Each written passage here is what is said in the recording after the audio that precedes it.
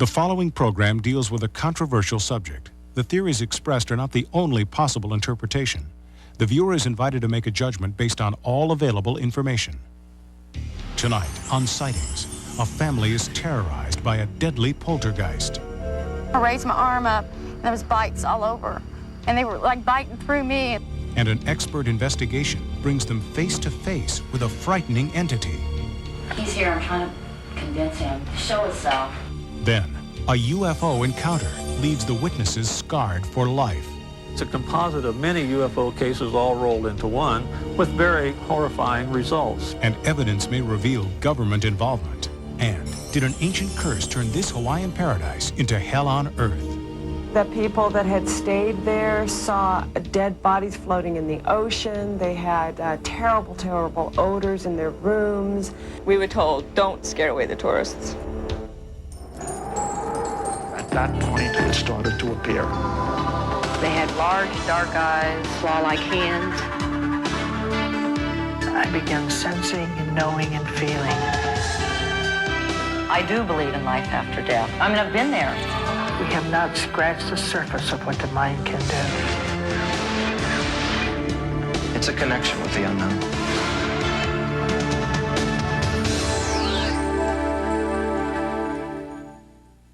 Welcome to Sightings. I'm Tim White.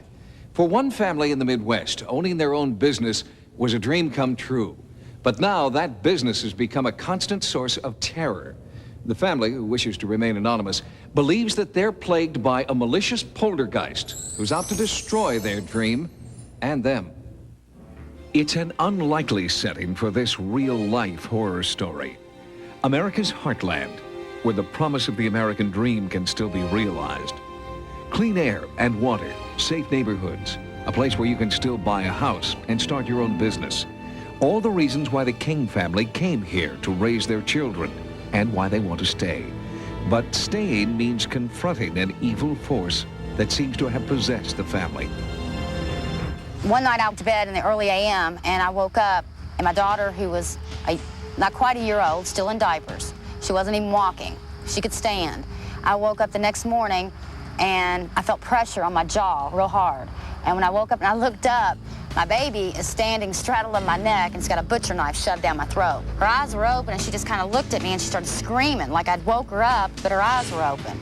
The bizarre, violent episodes began in 1987, just after the Kings purchased this home and motel. The safe haven they'd sought here turned into a waking nightmare. We could hear pounding in the walls, screaming, we heard chanting, we heard singing. Objects started flying across the room. I'd wake up with bruises where it looked like somebody just beat me really bad, and bite marks. I was looking toward the hallway, and it stepped out of the wall and stood there, what seemed to me like an eternity, and I just couldn't believe it. I was like... When the Kings first came here and saw the home and the attached motel, it was love at first sight. But in retrospect, the Kings believed there were warning signs. The $60,000 asking price was reduced to $24,000 when the family made a serious offer. There were whisperings about a gruesome murder-suicide in the house. The former caretakers confirmed these suspicions. There was a lady that lived here at one time that was supposed to have committed suicide. And the way I understand it, she was supposed to have been really mean to her father-in-law. He was an old man. I never got any rest. Somebody was on my bed jumping continuously. My bed would move. They told me the house was haunted to start out with, but I just didn't stay around because, you know, hey, something bothered you, get away from it. After the Kings moved in, encounters with the unknown force intensified. A mysterious stain appeared above the fireplace. The spot was sandblasted, but the stain came back. Fresh paint and new wallpaper immediately peeled off the walls, and spontaneous fires kept erupting near the attic. We thought somehow somebody was getting into the house, had keys or something, and for whatever reason was setting fires, trying to burn us out or something. And we set the children down and talked to them. We said, lock everything up. If you see any strange people or cars, come tell us. Well, I took my daughter to the bathroom, and she looked up at me, these real serious eyes, and said, Mommy, she said, Daddy didn't start the first fire, and she said, the ghosts are setting the house on fire. And she meant it. I mean, you look at her eyes and just say, she meant what she was saying. The haunting has taken its toll on 6-year-old Ashley. It's hard for her to talk about her experiences, even with her own father. Maybe I can get you to talk a little bit about what went on in the house or something? Well, let me ask you. Don't be afraid about it. In desperation, the Kings consulted a parapsychologist specializing in poltergeists. They were having poltergeist-like activity in the house, which to me meant that things of a shadowy nature were taking place. I also felt that the children were in danger, or could be in danger. I recommended strongly that they not be brought back into the house until the place was cleared. But with their life savings in the house, the Kings were trapped. After Dr. Moscow's visit, Doretta began to have terrifying visions of a grisly murder. Was she seeing the ghostly images of a deadly crime? First time that this happened, I had put my daughter, who at the time was like 1.5 years old, she was a baby. Had her in the tub, and she was standing here, and I was sitting on the side of the tub, and I felt that jolt. It felt just like somebody was running a movie projector on a wall. It was vivid color. I started seeing, what you call the images or whatever, of a man, and the man was sitting on the side of the tub fighting with the woman, and he killed her. And I mean, that's like I felt her. She released, and it was over. And then, you know, the little girl, he hit her the first time with the shovel, and sorry.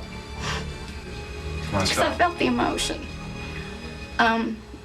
She knew he was hurting her, and she screamed, "Mommy," and Mommy was already sliding down, and he hit the little girl, and the first time she hit the wall, so he hit her again, and then her little head, blood just started, you know, kind of splattered on all through her little hair, and then he drug him over there. It got to the point and bad enough where me and Stephen would even stay awake at night and just make sure we didn't feel anything or see anything happening to Doretta, because she seemed to be at one point getting the most attention, I guess, if you want to put it that way. She was being almost like violated. And then it moved away from me onto the children, and they were actually being bitten. Ashley got the worst of that. She would scream and say, "Make them stop."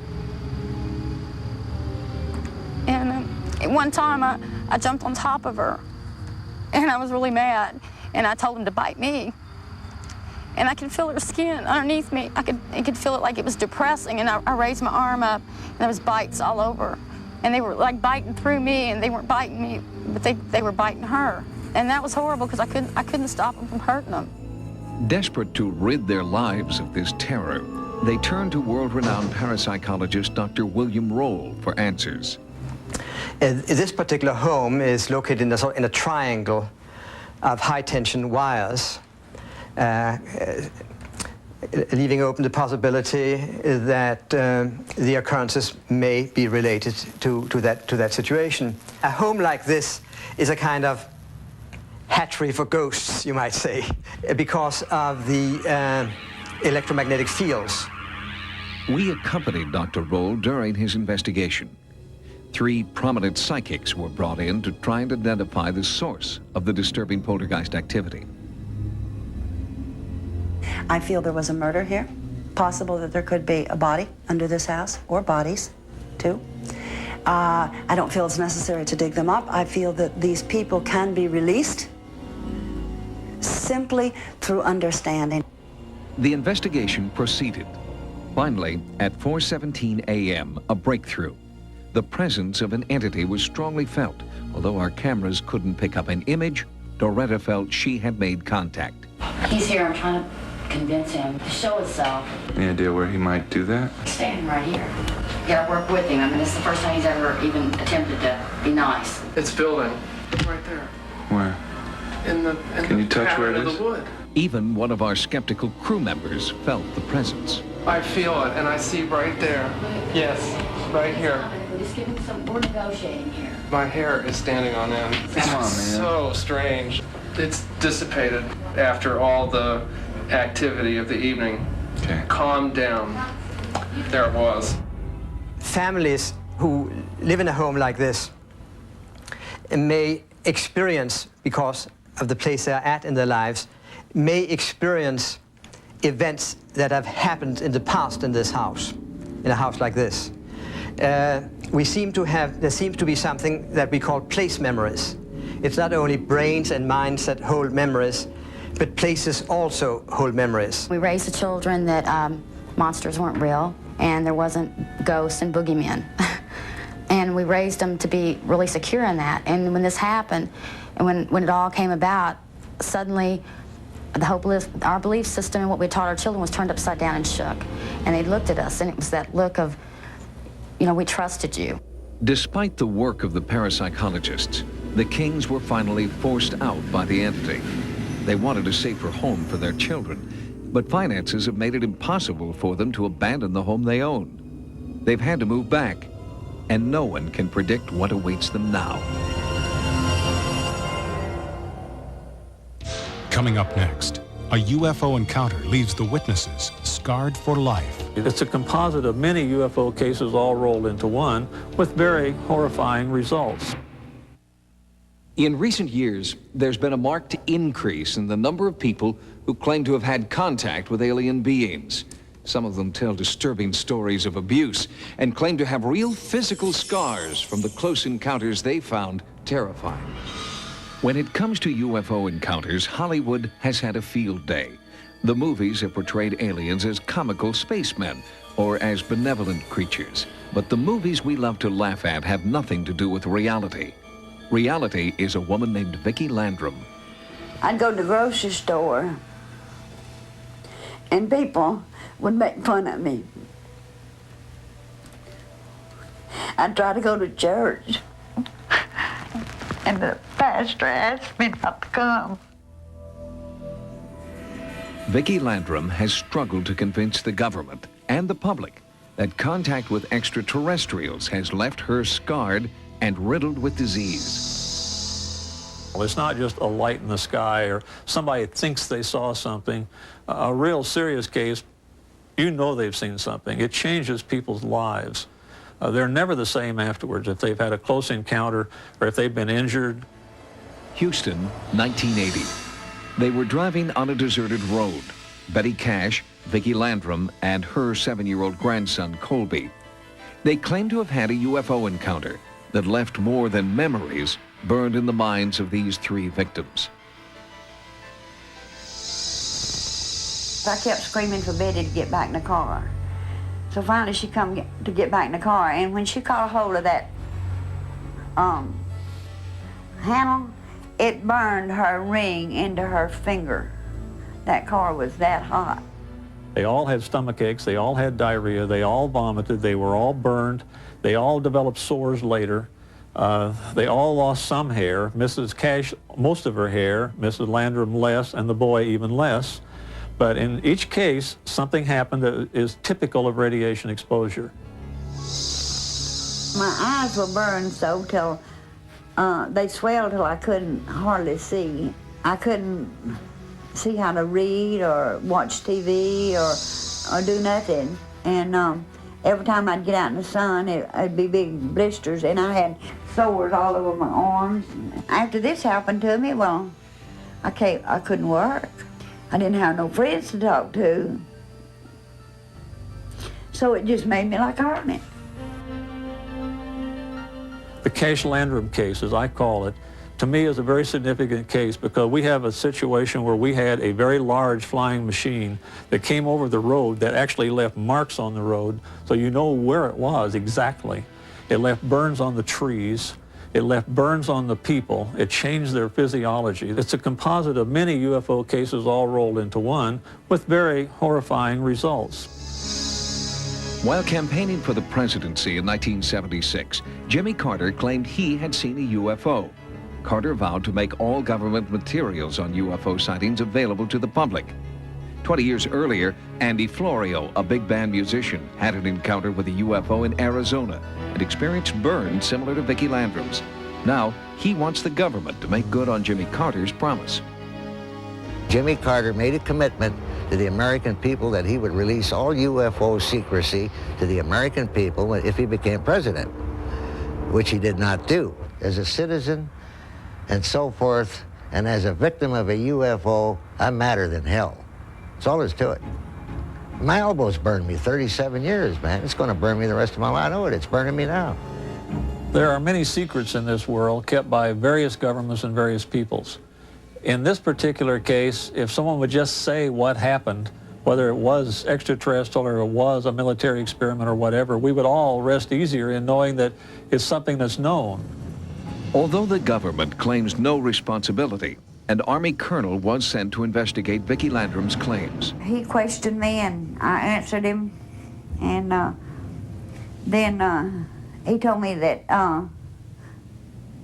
people had died for listening what I was trying to do. Some investigators suggest that the colonel's subtle threat was linked to helicopters Vicki saw surrounding the UFO. The helicopters came from different directions. There were groups of them that came in waves. One group came from the southwest, one came in from the east, and they all converged on the same area. Several of the helicopters flew around this object like they were trying to hem it in. The government wanted to experiment on something, and they taken the lives of people to do it. Our system is not set up to explain the unexplainable. People all over this country are mysteriously injured, even killed every year. Vicki Landrum believes some of them may have met with deadly alien forces. Because she is seriously ill, Vicki won't be silenced. She speaks out in the hope that others will not suffer her terrible fate.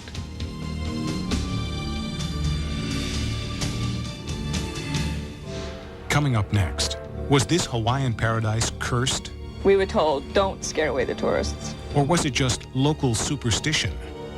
The people that had stayed there saw dead bodies floating in the ocean. They had terrible, terrible odors in their rooms. In virtually every culture, burial grounds are considered sacred. Some are said to carry a curse for those who dare violate them. Perhaps it was such a curse that struck the Seven Seas Hotel, a hotel built on sacred ground in Hawaii. The native peoples of Hawaii respect the awesome power and beauty of nature because they believe that the same forces that created their island paradise can also destroy them. They believe the forces of nature are ruled by the gods. Break their laws, and the gods will retaliate. Hawaiians believe ground that is sacred to the gods must be respected. For that reason, according to local beliefs, the Seven Seas Hotel should never have been built.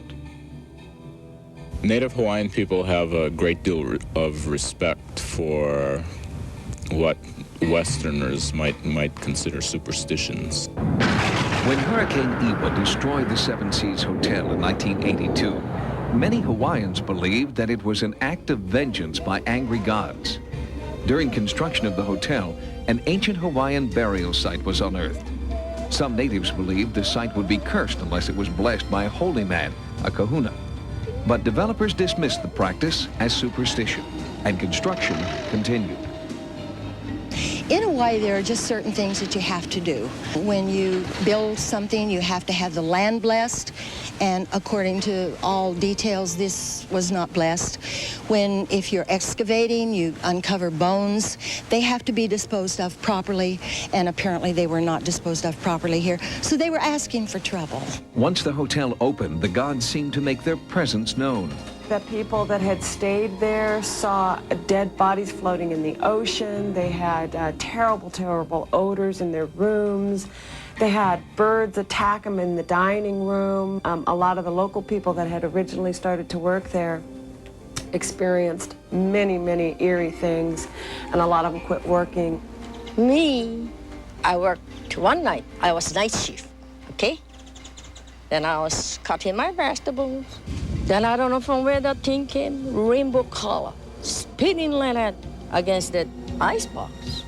So I started confronting. I took that knife and I started cutting the shadow. I said, don't you ever bother me because I don't bother you. Julie Coe was 14 when she and her mother moved into the hotel in 1977. They stayed for 6 months in room 13. My mom would work late at night, and so I'd be home by myself doing my homework and what all. And they'd just play games with me all night long. The only way I got rid of them, an old local woman told me, she said they hate swearing. She said they absolutely hate swearing. And one night I had just had it. I couldn't sleep, I couldn't read. They were just making too much racket. They were making me very uncomfortable, and I got up on my bed and screamed every 4-letter word I could think of in every combination I could think of. And by gosh, if they didn't settle down and leave me alone for the night. You'd hear it like every other night, the knife sitting in the wall. Toilets flushing, people walking on the carpet. After a while, you just get used to it. We were told, don't scare away the tourists. You know, if they hear spooky noises, don't tell spooky stories. You know, make an excuse for the toilets, anything. Seven Seas was a nice hotel. Not fabulous, but a nice view. So people came, but they didn't expect the spooks at night. The hotel was plagued by disturbing events. Then, finally, Hurricane Iwa roared in and destroyed the Seven Seas Hotel. Was it simply the force of nature at work? Or was it a deliberate retaliation by spiritual forces who were angered by the desecration of an ancient burial site? Locals believe Hurricane Iwa was the revenge of the gods. On the very same site where the Seven Seas Hotel was destroyed, a new condominium complex has been built. But before construction started this time, the land was blessed by a kahuna. Since the blessing, there have been no further incidents. Thanks for joining us. For Sightings, I'm Tim White. Good night. Tomorrow, after a full hour of cops, a flash flood traps a man underwater in his car. Be there as a team of rescuers risk their own lives to save him. Then, see incredible footage of a heroic fireman attempting to catch a baby girl as she falls from a 3rd-story balcony on an all-new Code 3 tomorrow. And Sunday, on Married with Children, Bud Bundy has not one woman, but 2. Could this be the end of civilization as we know it? Married with Children, Sunday after In Living Color and Rachel Gunn. Now, stay tuned for Hidden Video.